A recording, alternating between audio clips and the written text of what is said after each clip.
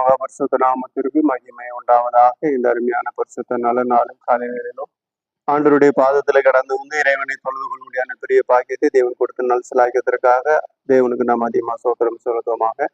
இந்த நல்ல நாளிலும் ஆண்டவருடைய சன்னிதானத்துல கடந்து வந்து கர்த்தருடைய ஆவியான காண்பிக்கிற வேத பகுதியை வாசித்து தேவனுடைய ஆசீர்வாதம் கிருபைகளை நாம் அதிகமாக பெற்றுக்கொள்வோமாக. நம்முடைய தேவன் நம்மேல் வைத்திருக்கிற அன்பு மிகவும் அளவிட முடியாது என்று சொல்லி பார்க்கிறோம். தேவன் எப்படி இருக்கிறார்?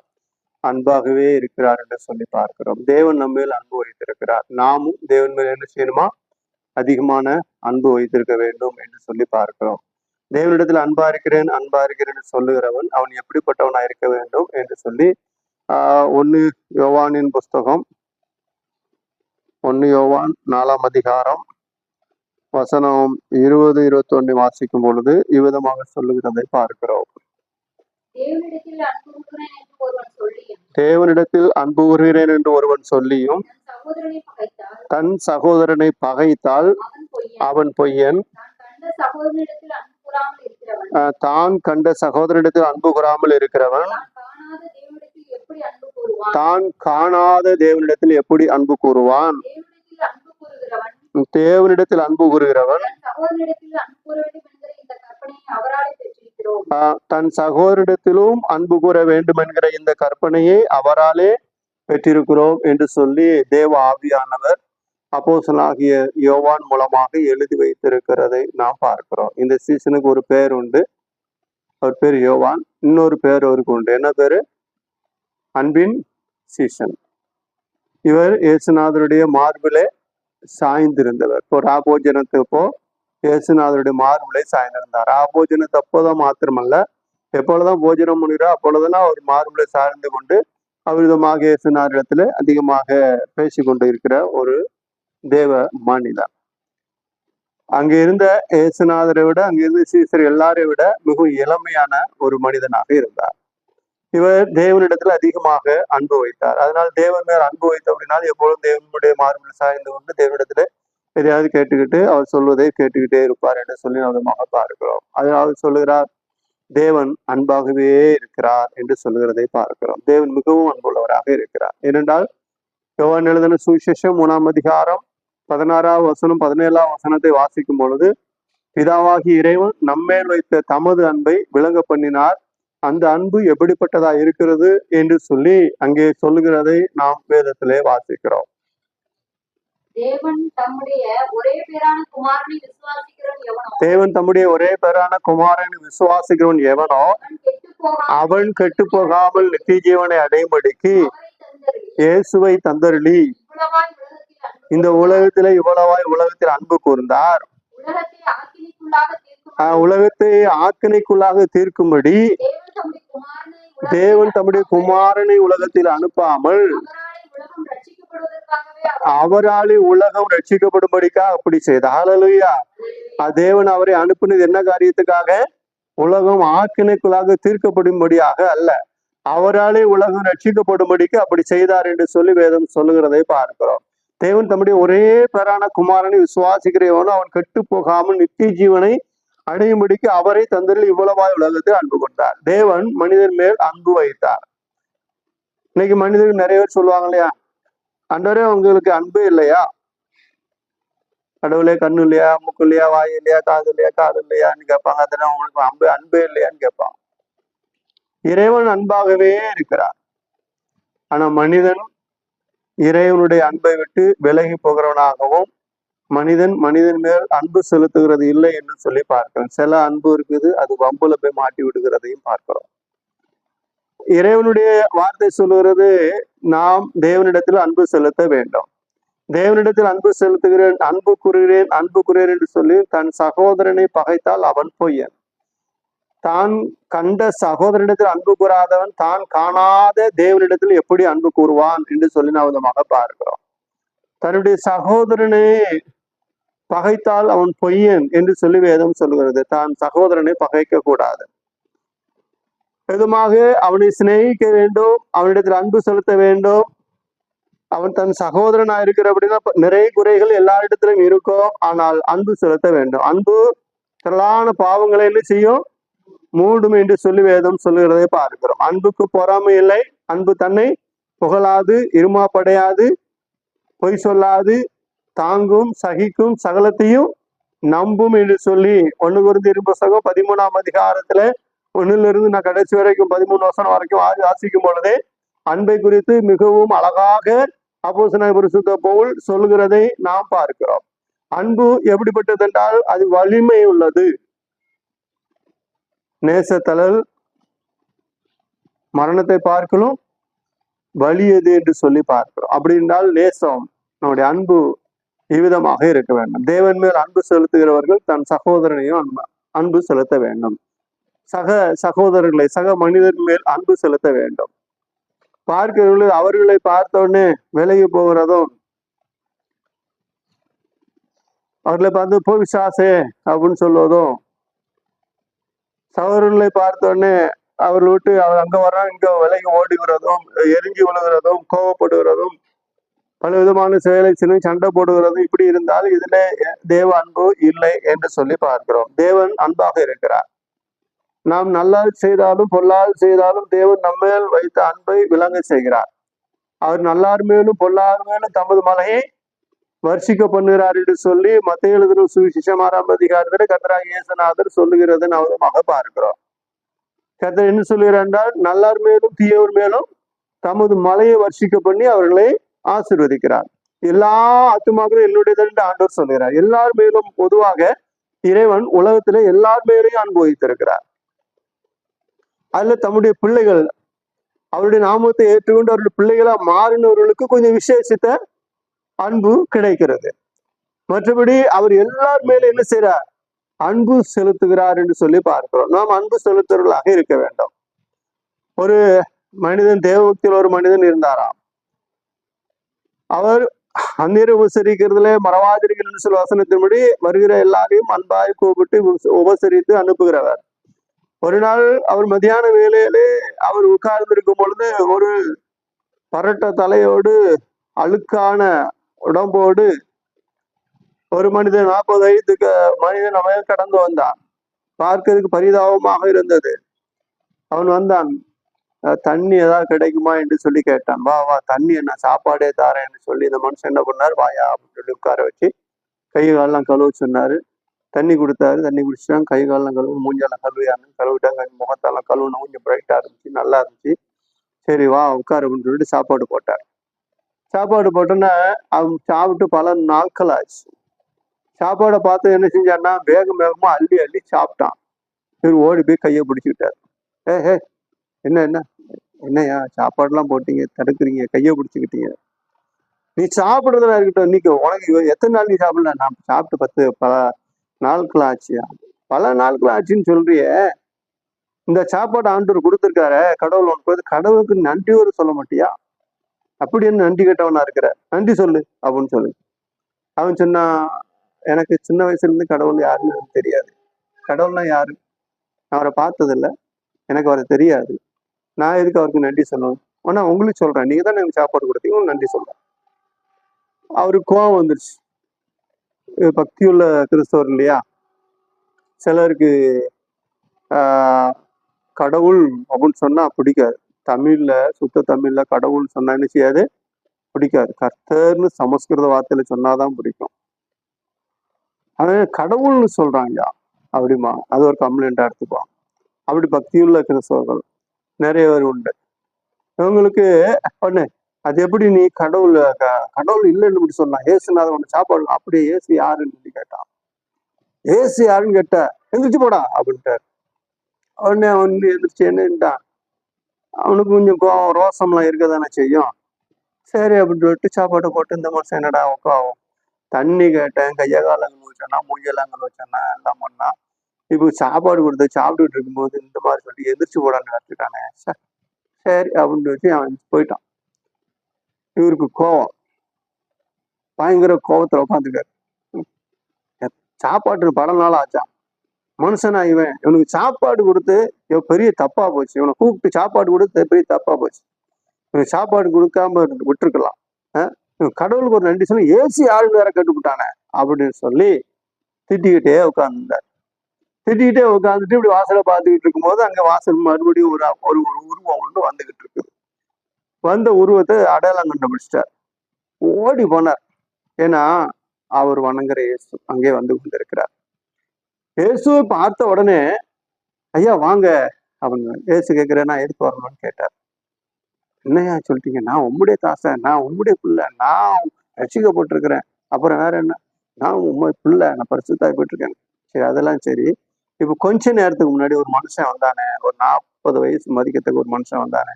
ஆமாயா வந்தான். என்ன பண்ண அவனை? தண்ணி கேட்டான், தண்ணியெல்லாம் கொடுத்து முகத்தாலாம் கழுவ சொன்னேன், சாப்பிட கொடுத்தேன், சாப்பிடு வேகமா அள்ளி சாப்பிட்டான். கடவுளுக்கு நன்றி சொல்லு, இயேசுக்கு ஒரு நன்றி சொல்லுன்னு சொன்னேன். அவன் இயேசுனா யாருன்னு கேட்டுவிட்டான். அதனால நீ என்ன பண்ண? கோவம் வந்துச்சு, போடா வெளியேன்னு சொல்லிட்டு அவன் எந்திரிச்சு போயிட்டான். கர்த்தர் சொன்னாரு, இயேசு சொன்னாராம், ஏப்பா அவனுக்கு வயசு 40 வருஷமா நான் அவன் பின்னாடி அலைஞ்சிட்டு இருக்கிறேன். இப்ப என்னை ஏற்றுக்கொள்ள மாட்டானா, அப்ப என்னை ஏற்றுக்கொள்ள மாட்டான். 40 வருஷமா நான் பொறுமையோடு அவன் பின்னாடி போய்கிட்டு இருக்கிறேன். நீ என்னடானா 40 செகண்ட் கூட இல்ல, என்ன பண்ணிட்ட? அடிச்சு விரட்டிட்டிய. நீ என்ன அன்பு செலுத்துற? சக மனிதன், அவன் சகோதரன் அல்லவா? மனிதர்களா படைக்கப்பட்ட ஒவ்வொரு சகோதரர்களா இருக்கீங்களே, நீ ஏன் அவன் மேல அன்பு செலுத்தவில்லை? நீ நீ எனக்கு என் மேல நீ வச்சிருக்க அன்பு, அந்த மனுஷனை நல்ல உபசரிச்சு அனுப்புறது தானே. நீ அவன் எனக்கு நன்றி சொல்லுறான்னு சொல்லல, அவனுக்கு திருப்தியா சாப்பாடு கொடுத்துட்டு அனுப்பியிருக்க வேண்டியதானே. இவ்வளவுதான் நீ வைத்திருக்கிற அன்பு, இவ்வளவுதான் நீ என் மேல வைத்திருக்க அன்பு என்று சொல்லி கேட்டான். தலை குனிந்து போனார். இப்படிதான் நிறைய பேர் என்ன செய்யறோம், நிறைய பேர் அப்படித்தான் இருக்கிறோம். தலை குனிந்து போக முடியாது. கர்த்தரே நம்மகிட்ட கேட்குறது, என்ன ஏன்பா அப்படி பண்றீங்க? சில நேரங்கள்ல கர்த்தரே, நான் என்ன சொல்லி உங்களை நான் இது பண்ணேன், நீங்க என்னடா செஞ்சுக்கிட்டு இருக்கிறீங்க அப்படின்னு வருத்தப்படுற அளவு நம்ம என்ன செய்யறோம், அன்பு செலுத்துறோம். பிரியமானவர்களே, நாம் தேவ சன்னியானத்திலே கடந்தவர். கர்த்தர் நம்மேல் வைத்த தமது அன்பு விளங்க செய்தார். விளங்க செய்கிறவர் தம்முடைய குமாரன் நமக்காக பலியாக கொடுத்தார்.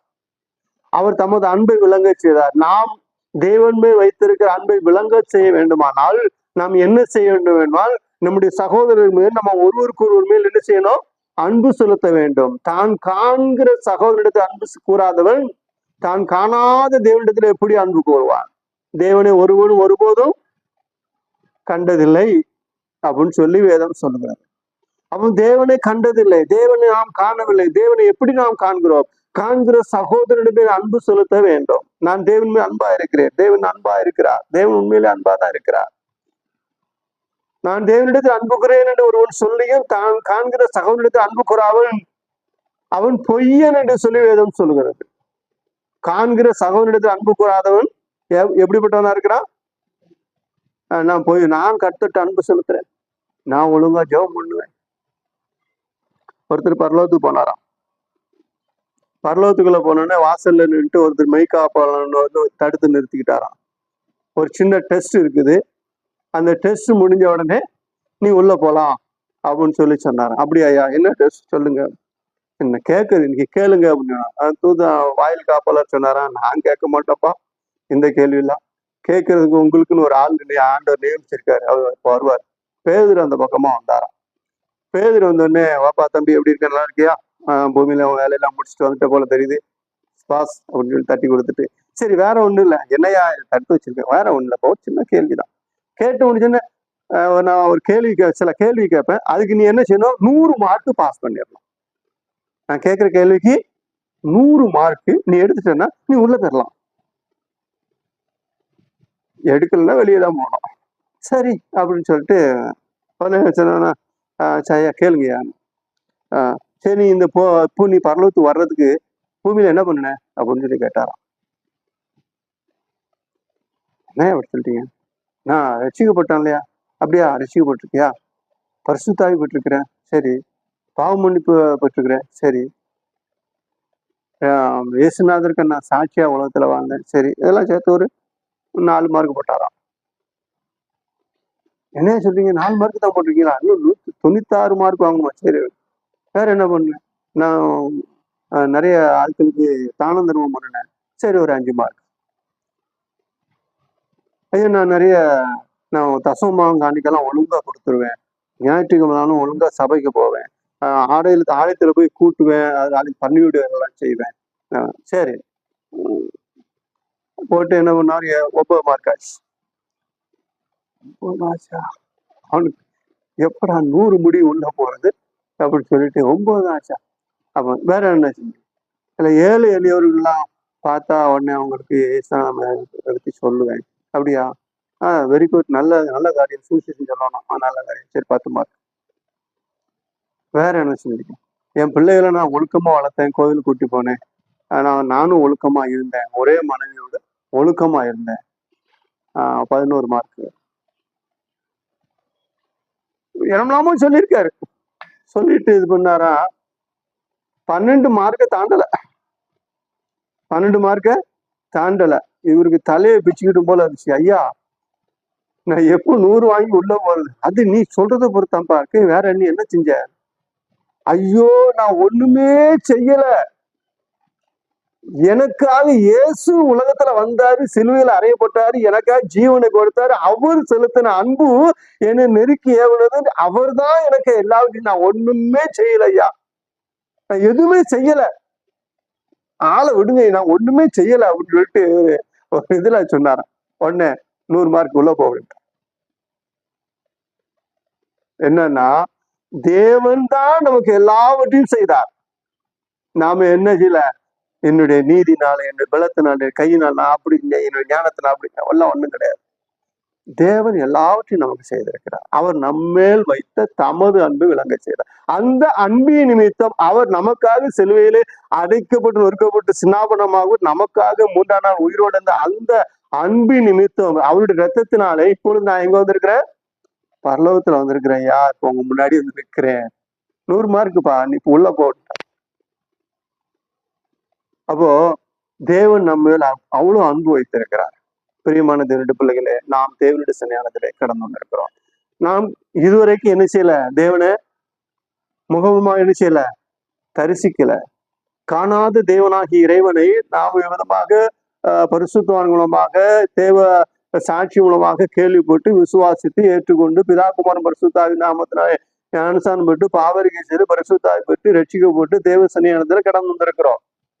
ஒருவேளை வெளிப்பாடு, காட்சி, தரிசனம், சொப்பனங்களை பார்த்திருக்கலாம். ஆனா என்னைக்காவது நாம முகமுகமா ஆண்டவரை தரிசிச்சிருக்கிறோமா? தரிசிக்கல. அந்த அப்போஸ்தலர்களுக்கு தேவன் முகமுகமா தரிசனம் கொடுத்து அவர்களை ஆசீர்வதிக்கிறதை பார்க்கிறோம். ஆனால் நாம் இப்போ நமக்கு அப்படிப்பட்ட தரிசனம் கிடைக்கலாம், தேவனை கண்டதில்லை.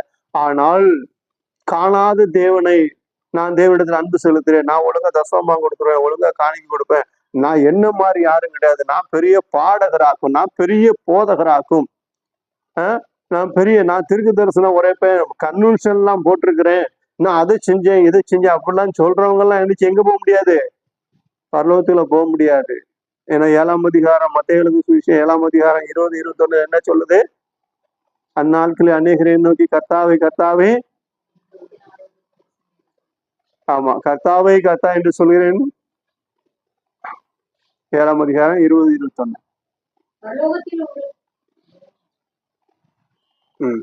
பரலோகத்தில்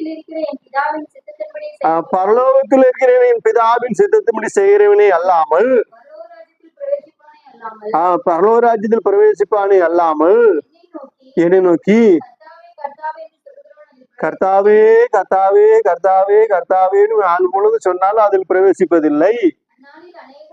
அந்நாளில் அநேகர் என்னை நோக்கி கர்த்தாவே கர்த்தாவே உமது நாமத்தினால் தீர்க்க தரிசனம் உரைத்தோம் அல்லவா, உமது நாமத்தினால் பிசாசுகளை துரத்தினோம் அல்லவா, உமது நாம அநேக அற்புதங்கள் அதிசயங்களை செய்தோம் அல்லவா என்பார்கள். அப்பொழுது நான் ஒரு காலம் உங்களை அறியேன், அக்கிரமம் செய்கிறாரே என்னை விட்டு அகன்று போகல என்று நான் சொல்கிறேன். ஹல்லேலூயா. கர்த்தர் சொல்லுகிறார், என்னை விட்டு என்ன செய்யுங்க? அகன்று போக. அக்கிரமம் செய்யக்காரராக இருக்கிறீர்கள். பிரியமானவர்களே, நாம் தேவனிடத்தில் அன்பு கூற வேண்டும். தேவன் நம்ம அன்பு வைத்திருக்கிறார்.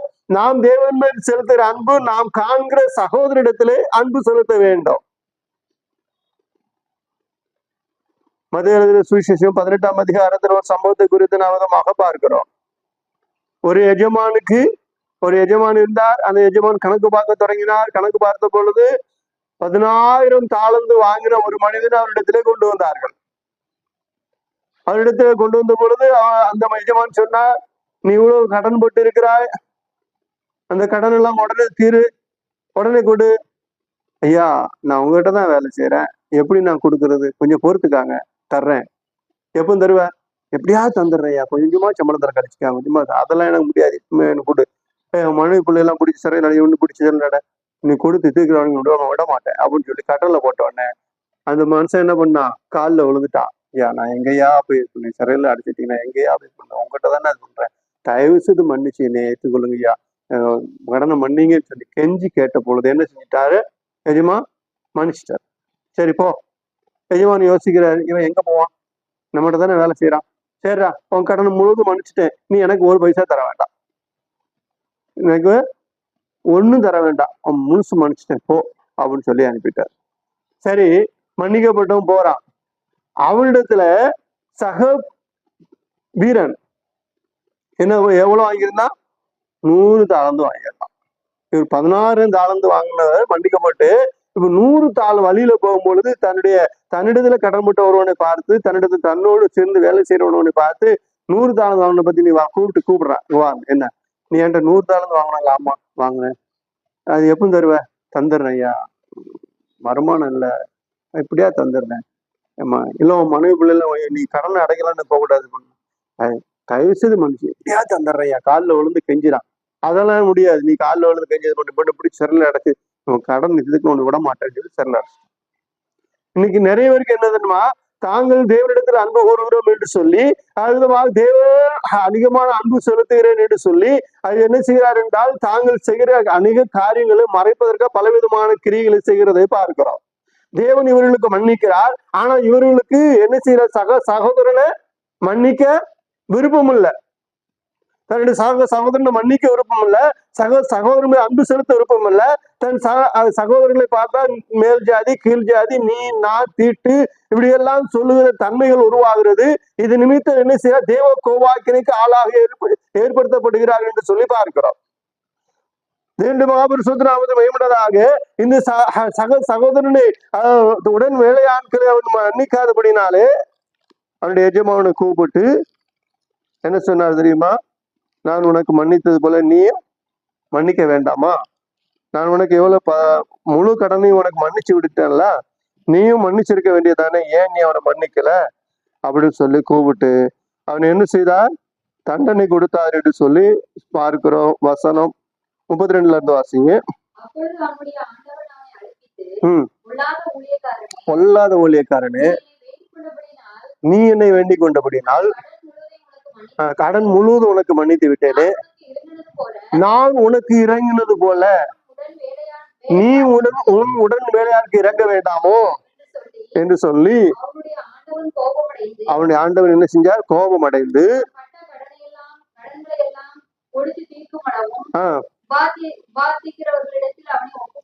அவன் பட்ட கடனை எல்லாம் கொடுக்கும் அளவும் வாதிக்கிறதுக்கு ஒப்பு கொடுத்தான். நீங்களும் அவனவன் தன் சகோதரன் செய்த தப்பிதங்களை மனப்பூர்வமாய் மன்னியாமல் போனால் என் பரமபிதாவும் உங்களுக்கு இப்படியே செய்வார் என்று சொல்லி பார்க்கிறோம். உன் சகோதரன் செய்கிற தவறுகளை மன்னித்து அவன் மேல் அன்பு வை. உன்னிடத்தில் எவ்வளவோ குறைகள் இருக்கலாம், உன்னுடைய குறைகளை தேவன் பார்க்காமல் உன்னை அன்பா ஏற்றுக்கொண்டு உன்னை பாவத்திலிருந்து சேற்றிலிருந்து புழுதியிலிருந்து தூக்கி எடுத்து உன்னை கழுவி சுத்திகரித்து அருமையாக ஒரு ஸ்தானத்தில் ஒண்ணு வைத்திருக்கிறார். நீ இன்னொருவனை பார்த்து ரொம்ப ஏளத்தனமாக ரொம்ப கீழ்த்தரமாக பேசுகிறதும் பார்க்கிறதும் விதமான காரியங்கள் உண்டானால் இது நிமித்தம் நீ தேவனுடைய அன்பை எப்படி நிலைநிறுத்துவாய் என்று சொல்லுகிறதை பார்க்கிறோம். நீங்களும் அவனவன் தன் சகோதரன் செய்த தப்பிதங்களை மனப்பூர்வமாய் மன்னியாமல் போனால் என் பரமபிதாவும் உங்களுக்கு இப்படியே செய்வார் என்று சொல்லி பார்க்கிறோம். அப்படி என்றால் நாம் தேவனிடத்துல அன்பு பெற வேண்டுமானால் தேவனுடைய கற்பனைகளை, பிரமாணங்களை, சட்டத்திட்டங்களை கை கொள்ள வேண்டும். தேவனிடத்தில் அன்பு கூற பிரதான கற்பனை என்ன? உன்னிடத்தில் அன்பு கூறுவது போல பிறனிடத்திலும் உன் சகோதரிடத்திலும் அன்பு கூறுவாயாக. ஒரு வேத பாரகன் வந்து கேட்கிறான், அவன் வேத பாரகன் பரிசேயர், அவன் வேத பாரகன் கேட்கிறான், கற்பனைகள் எல்லாம் பிரதான கற்பனை எது என்று சொல்லி கேட்டான். ஆண்டவர் சொன்னார், இஸ்ரவேலே கேள், உன் தகப்பனின் தாயையும் கனம் பண்ணு, கொலை செய்யாதிருப்பா, விசாரம் செய்யாதிருப்பா, வேசித்தனம் பண்ணாதிருப்பா, களவு செய்யாதிருப்பா, பொய் சாட்சி சொல்லாதிருப்பான்னு சொல்லிட்டு உன் தகப்பனின் தாயையும் கனம் பண்ணு அப்படின்னு சொன்னார். உன்னை நேசிக்கிறவள் பிறனையும் நேசி, இது பிரதான கற்பனை என்று சொன்னார். உடனே சொன்னா, இதுல நான் சிறு வயது முதல் கை கொண்டிருக்கிறேன், இன்னும் வேற ஏதாவது இருக்கா, இன்னும் மேலான காரியங்களா சொல்ல முடியுமான்னு சொல்லி கேட்டான். அவர் சொன்னார், ஓ இன்னும் நீ பூரணமான சர்க்குணனா இருக்க விரும்புனா பெரிய ஐஸ்வர்யம், ஆனா பயங்கரமான பணக்காரன். அவன் கேட்க உடனே அவனுக்கு சொல்றாரு, அப்படியா நீ பூரணமான சர்க்குணனா இருக்க, தேவனோடு ஐக்கியமா இருக்க விரும்புறாயா, ஒண்ணு பண்ணு, உனக்கு உள்ளதை எல்லாத்தையும் விட்டு தரித்திரத்தை கொடுத்துரு, உள்ளது எல்லாத்தையும் விட்டு தரித்திரத்தை கொடுத்துரு, பின்பு என்னை பின்பற்றி வா என்று சொன்னார். அவன் மிகுந்த ஐஸ்வர்யவானா இருந்தபடினால் அவன் என்ன செஞ்சான், போயிட்டான். கர்த்தர் சொன்னார், ஐஸ்வர்யவான்கள் தேவனுடைய ராஜ்யத்தில் பிரவேசிப்பதை பார்க்கலும் ஒட்டகமானது ஊசியின் காதில் நுழைந்து எளிதா இருக்கும். அவன் பேதுரு அப்போஸ்தலர் கேட்கிறான், அப்படியானால் ஆண்டவரே யார் ரட்சிக்கப்படக்கூடும், மனுஷராது கூடாதான், தேவனால் எல்லாம் கூடும். தேவனுடைய மகாபரிசுத்த நாமத்திற்கு மேம்பட்டதாக, தேவனால் கூடாத காரியம் ஒன்றுமே இல்லை என்று சொல்லி பார்க்கிறோம். தேவனால் எல்லாம் கூடும். தேவன் எல்லாவற்றையும் செய்ய வல்லவராக இருக்கிறார். பிரியமான தேவனுடைய பிள்ளைகளை, தேவன் நமக்கு கொடுக்கிற காரியம் என்றால் நீ அன்பு செலுத்து. நீ காண்கிற சகோதரிடத்திலே அன்பு செலுத்து, காண்கிற மனிதரிடத்திலே அன்பு செலுத்து, காண்கிற சக மனிதரிடத்திலே அன்பு செலுத்து, அன்புள்ளவனாக இரு என்று சொல்லுகிறதை பார்க்கிறோம். அன்பு செலுத்துங்கிறதுக்காக ஏமாளியா இருக்க சொல்லல. இன்னொரு வசனம் சொல்லுது, புறாவை போல் கவடமற்றவர்களும் சர்ப்பத்தை போல வினா உள்ளவர்களுமா இருங்கள் என்று சொல்லி சொல்லுகிறார். ஏன் சர்ப்பத்தை போல வினா உள்ளவர்களா இருக்கணும் தெரியுமா? சர்ப்பம் என்ன பண்ணும்?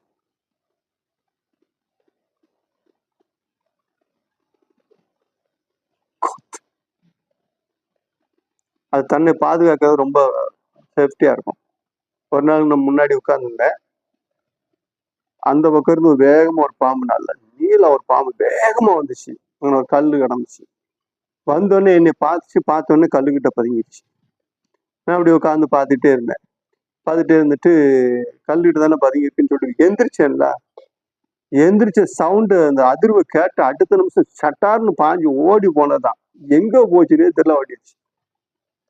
ரொம்ப வேகம் உள்ளது, தன்னை பாதுகாக்கிறது இல்லை. அது மாத்திரம் இல்ல, பாம்பு பொந்துக்குள்ள போகுதுன்னு சொல்லி கையை நீட்டில பிடிச்சிடக்கூடாது. அது என்ன பண்ணும்னா தலையை முதல்ல உள்ள கொண்டு போகும். கொண்டு போனோன்னே பாம்பு அப்படியே அப்படியே உள்ள போகுது இல்ல, அது என்ன செய்யணும்னா அதனுடைய தலையை மட்டும் அப்படியே வெளியே கொண்டு வரும், உடம்பு பூரா உள்ள தள்ளிக்கிட்டே இருக்கும். கையை நீட்டினா போட்டிரும், ஒரே போட்டுரும். ரொம்ப வினா உள்ளது, புத்திசாலியான பாம்பு. அதனாலதான் என்ன சொல்ல, நீங்களும் புத்திசாலியா இருங்கன்னு சொல்லி ஆண்டவர் சொல்கிறார். தேவனுடைய மகாபரிசுத்த நாமத்திற்கு மேம்பட்டதாக, அதுக்காக நான் ரொம்ப புத்திசாலியா இருக்கேன்னு சொல்லிட்டு கர்த்தருடைய கற்பனைகளை விட்டு விடாதிருங்கள் என்று சொல்லி கர்த்தர் சொல்லுகிறதை பார்க்கிறோம். நம்ம அன்பு செலுத்த வேண்டும். பேதுரு ஒரு இடத்துல கேட்கிறார், ஆண்டவரின் சகோதரன் எனக்கு ரொம்ப தப்பு செய்து என்னிடத்துல வந்து மன்னிப்பட்டா எத்தனை தடவை மன்னிக்கணும்னு சொல்லி கேட்கிறார். ஆண்டவர் சொல்ல 7 தடவை மன்னின்னு சொல்றார், ஒரு நாளைக்கு 7 தடவை மன்னியும் சொல்றார். அப்புறம் அப்படியான்னு சொல்லி விட்டுட்டார். இன்னொரு இடத்துல வந்து கேட்கும்போது, ஆண்டவரே என் சகோதரன் தப்பு செஞ்சா 7 தடவை மன்னிச்சா போதுமான்னு சொல்லி கேட்கிறாரு. பேரு பாக்குறாரு, அட்டாடா இப்ப 7 தடவைன்னா கணக்கு வச்சிருப்போம் போல தெரியுதா, ஒரு நாளைக்கு 7 தடவை, அதுக்கு மேல 7 தடத்துக்கு மேல 8வது தடவை வந்தோம்னா அடி கொன்னே போடுவோம் போல தெரியுது அப்படின்னு என்ன பண்ணிட்டாரு ஆண்டவரு, இல்லப்பா 7 தடவை மன்னின்னு சொன்னார். எத்தனை தடவை மன்னிக்கணுமா? 490 முறை ஒரு நாளைக்கு மன்னிச்சுக்கிட்டே இரு. நீ மன்னிச்சுக்கிட்டே இரு, தண்டனை கொடுக்கறதா நான் கொடுத்துக்கிறேன், பழி வாங்கதான் நான் பாத்துக்கிறேன். உனக்கு உரோம இது பண்ண நீ என்கிட்ட சொல்லிட்டு பேசாம இரு, நான் பாத்துக்கிறேன், நீ எதுவும் பண்ணாத. அதுதான் ஆண்டவர் சொல்ற.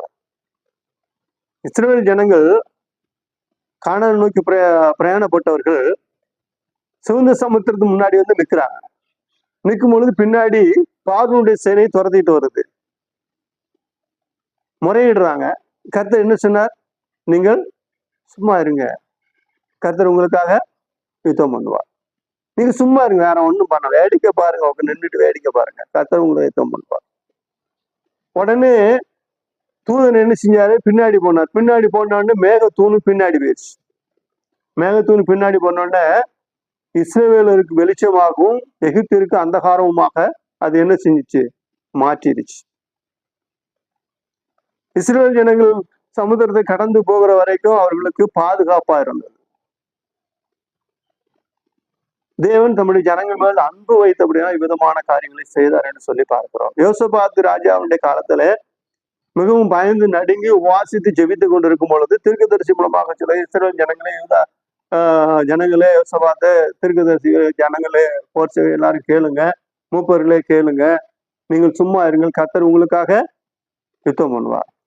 சரி, இவங்க சும்மா இருந்தாங்க, யுத்தம் பண்ணது போனாங்க. என்ன செஞ்சுட்டு போனாங்க? கர்த்தரை துதியுங்கள், அவர் நல்லவர், அவர் கிருபை என்றும் உள்ளதுன்னு அவர்கள் பாடி துதி செய்ய தொடங்கின உடனே தேவன் தம்முடைய வேலையை அங்க இது பண்ணினார். அந்த எதிரி சேனை அவர்களுக்குள்ள குழப்பம் உண்டாகி அவர்களை ஒரு வெட்டி செத்து போனாங்க. போய் பார்க்கும்போது ஒருவருக்கும் உயிரில்லை. அவர்கள் கொண்டு வந்து எல்லா பொருட்களையும் ஒரு 3 நாளா கொள்ளையடித்து எடுத்தார்கள் என்று சொல்லி நாம் பார்க்கிறோம். கொள்ளை பொருளாக தேவன் அவர்களுக்கு கொடுத்தார். அப்போ தமிழுக்கு அன்பு கூறுவர்களுக்கு தேவன் சகலத்தையும் செய்ய வல்லவராக இருக்கிறார், நன்மையாக செய்து முடிக்கிறார். ஆனால் நாம் தேவனுடைய சன்னிதானத்தை கடந்து வந்திருக்கிறோம். நாம் அன்பு உள்ளவர்களாக இருக்க வேண்டும். நாம் ஒருவருக்கு ஒரு அன்பு செலுத்துற அன்பானது அது இறைவனுக்கே செலுத்துகிறதாக இருக்கு. ஒரு வியாபாரி டெய்லி வியாபாரம், அவர் ரட்சிக்கப்பட்டவர், அவர் டெய்லி ஆண்டவர்கிட்ட கேட்பார், ஆண்டவரே நான் இன்னைக்கு காலையில வேலையை ஆரம்பிச்சோன்னே, ஆண்டவரே இன்னைக்கு நான் உங்களை நேரடியாக பார்க்கணும், உங்களுக்கு ஏதாவது செய்யணும், நிறைய செய்யணும், எனக்கு ஏதாவது உதவி செய்யுங்க. அவனு ஆண்டவர் வருவாரு, இல்லை ஏதாவது கத்திரி ஊழியக்காரங்க வருவாங்க, ஏதாவது என்ன செய்வோம் அப்படின்னு நினைச்சிட்டு வியாபாரம் பார்த்துக்கிட்டே இருந்தாரு. கடைசி சாயந்தரம் வரைக்கும் ஒன்றும் ஆகலை. சாயந்தரம் போனாரு, ஆண்டவர்கிட்ட போய் கேட்டாரு, நீங்க ஏதாவது நீங்க வருவீங்க, நான் ஏதாவது உங்களுக்கு கொடுக்கணும், ஏதாவது பண்ணணும்னு நினைச்சு நான் இது பண்ணேன், நீங்க வரவும் இல்லை, தரவும், நான் உங்களுக்கு தரவும் இல்லை, என்ன ஆண்டவரே, ஏன் வியாபாரத்தை மட்டும் தானே பார்த்துக்கணும், உங்களுக்கு நான் ஒண்ணுமே செய்யலையே அப்படின்னு சொல்லி ஜெபத்துல உட்காந்துக்கும் போது அவர் ஜெபம் பண்ணிட்டு இருந்தார். அப்போ கர்த்தர் சொன்னாரா, இல்லப்பா இன்னைக்கு நான் 3 முறை நான் உன்னிடத்துல வந்தேன். எத்தனை முறை வந்தேன்? 3 முறை உன்னிடத்துல வந்தேன். 3 முறையும் நீ திருப்தியா அனுப்புன்னு சொன்னாராம். நான் எப்போ நீங்க 3 முறை வந்தீங்க? அதாவது ஜட்ஜ்மெண்ட் காலத்துல வலது பக்கத்தில் நிற்கிறவர்களையும் இடது பக்கத்தில் நிற்கிறவர்களையும் பார்த்து சொல்லுவார் இல்லையா, வலது பக்கத்தில் நிற்பதை பிதாவின் ஆசிரிக்கப்பட்டவர்களே, நான் பசியா இருந்தேன், பசியை தீர்த்தேன், தாகமா இருந்தேன், தண்ணீர் குடித்தீர்கள், காவலிலும் வியாதியாகவும் இருந்த பொழுது என்னை பார்க்க வந்து விசாரிக்க வந்தீர்கள் அப்படின்னு சொல்லி நாங்க எப்படி அதெல்லாம் செஞ்சோம் அப்படின்னு கேட்டாங்க இல்லையா, அதே போல கேட்டாராம். அப்போ நான் 3 முறை வந்தேன். என்னன்னா, காலையில கடையை திறந்த உடனே ஒரு பையன் வந்திருக்கிறான். அந்த பையன் அவன் ஒரு அனாதை பையன், அவன் பிச்சை கேட்டு வந்திருக்கு. அப்போ அவனை பார்த்தோன்னே, தம்பி ஏன்பா பிச்சை எடுக்கிற, உனக்கு வேலை தந்தா செய்வியா, நீ சாப்பிட்டு எத்தனை நாளைக்கு, எவ்வளவு நாள் சாப்பிட்டாச்சு, நான் இப்படி அலைஞ்சிக்கிட்டு இருக்கேன், அப்படியா, நான் உனக்கு வேலை தந்தா செய்வியா, செய்யறேன், நீ வேலை செஞ்சுட்டு மாத்திரமில்ல ஒரு பொறுப்பா நீ நடந்துக்கிட்டு நான் இது பண்ணியா, சரி நான் செய்யறேன்.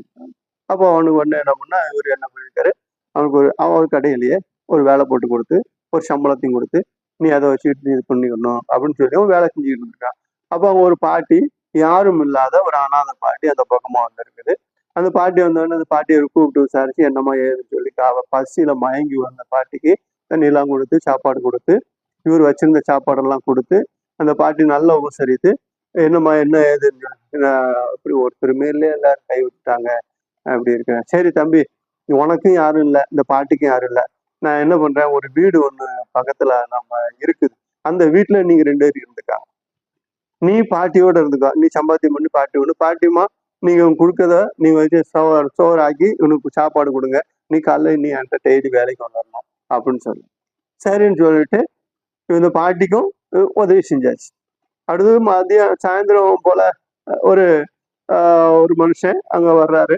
அவர் கேட்கிறாரு, அவர் சில உதவிகள் கேட்கிறாரு. அப்படி பர்ஸை தவற விட்டுட்டேன், அது எங்க போச்சுன்னு தெரியல, நான் போகிறதுக்கு ஒண்ணுமே இல்லை அப்படின்னு சொல்லி திகைச்சு போய் நிற்கும் பொழுது, சரி வாங்கன்னு சொல்லி அவருக்கு பஸ்ஸுக்குரிய பணத்தெல்லாம் கொடுத்து சாப்பாடும் கொடுத்து சில பழங்களை அவர் வண்டியில இருந்து எடுத்து கொடுத்து, சரி போயிட்டு வாங்க பார்த்து போங்க அப்படின்னு சொல்லி அனுப்போம். இதை செஞ்ச ஆண்டவர் என்ன சொல்ற, இதெல்லாம் எனக்கே செய்தீர்கள், நான் 3 முறை வந்தேன், 3 முறை என்ன செஞ்ச, நீ திருப்திப்படுத்தி என்னை அனுப்பினார். அப்போ நாம் இவ்விதமாய் செய்கிற ஒவ்வொரு காரியமும் கர்த்தருக்கே உரியதாக இருக்கிறது என்று சொல்லி பரிசுத்த ஆவியானவர் சொல்லுகிறார்.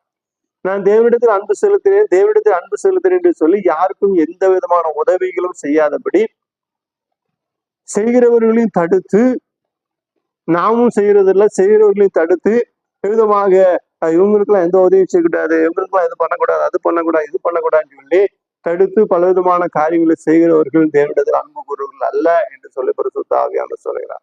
பிரியமான தேவனுடைய பிள்ளைகளே, நாம் தேவனிடத்தில் அன்பு கூறுகிறது நாம் இறைவனுடைய சன்னிதானத்தில நாம் காண்கிற மனிதனிடத்தில் அன்பு செலுத்த வேண்டும், காண்கிற மனிதர்களுக்கு உதவி செய்ய வேண்டும். அன்பு என்றாலே அது ஆட்டோமேட்டிக்கா உதவி செய்யற ஒரு குணங்கள் வருகிறதை பார்க்கிறோம். வேதம் சொல்கிறது, நீ அன்புள்ளவர்களாக இருங்கள். யாக்கோபின் புஸ்தகத்திலே நான் விதமாக வாசிக்கும் பொழுது அன்பு செலுத்துகிறது ராஜரீக பிரமாணம் என்று சொல்லி எழுதப்பட்டு இருக்கிறதை பாருங்க. அன்பு செலுத்துகிறது என்ன பிரமாணம்? ராஜரீக பிரமாணம் என்று சொல்லி எழுதப்பட்டு இருக்கிறதை பார்க்கிறோம்.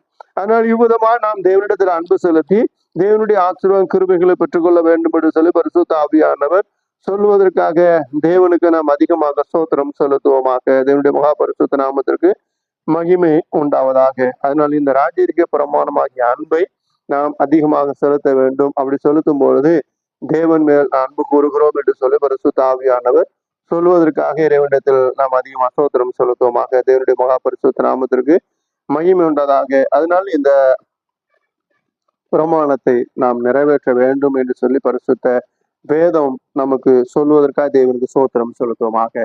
தான் தேவனிடத்தில் அன்புகிறேன் என்று சொல்லியும் தான் காண்கிற சகோதரனிடத்தில் அன்பு கூறாதவர் காணாத தேவனிடத்தில் எப்படி அன்பு கூறுவான்? அப்படி காண்கிற சகோதரனிடத்தில் அன்பு கூறுகிறவனே அன்பு செலுத்துகிறான் என்று சொல்லி பார்க்கிறோம். அதனால் நாம் தேவன் மீது அதிகமாக அன்பு வைக்க வேண்டும், அன்பு செலுத்த வேண்டும் என்று சொல்லி பரிசுத்த ஆவியானவர் சொல்லுகிறார். ஏனென்றால் இறைவன் நம்மில் அன்பு வைத்திருக்கிறார். அவர் நம்மிடத்துல எந்த விதமான எதிர்பார்ப்பும் எதிர்பார்க்கவில்லை. நமக்காக ஜீவனையே கொடுத்தார், நமக்காக எல்லாவற்றையும் அவர் செய்திருக்கிறார். எல்லாவற்றையும் செய்த இறைவனுக்கு நாம் எந்த எதிர்பார்ப்பும் இல்லாதபடி நடந்து கொள்ள வேண்டும் என்று சொல்லி பரிசுத்த ஆவியானவர் சொல்லுவதற்காக தெய்வத்திற்கு ஸ்தோத்திரம் சொல்வது. அன்புள்ளவர்களா இருங்கள், அன்பு நடப்பீங்கள், அன்புள்ள இருங்கள் என்று சொல்லி வேதம் சொல்லுகிறதை பார்க்கிறோம். அன்பு பிரதானமாக இருக்கிறது. இந்த அன்பின் பிரமாணத்தை நாம் சரியாக கை கொண்டு தேவனுடைய ஆசீர்வாதம் கிருபைகளை பெற்றுக்கொள்ள வேண்டும் என்று சொல்லி பரிசுத்த ஆவியானவர் சொல்கிறார். இங்கே 1 யோவான் புஸ்தகம் 5ஆம் அதிகாரம் 3வது வசனத்தை வாசிக்கும் பொழுது,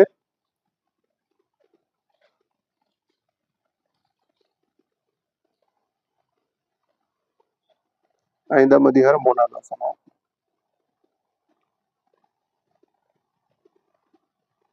நாம் தேவனுடைய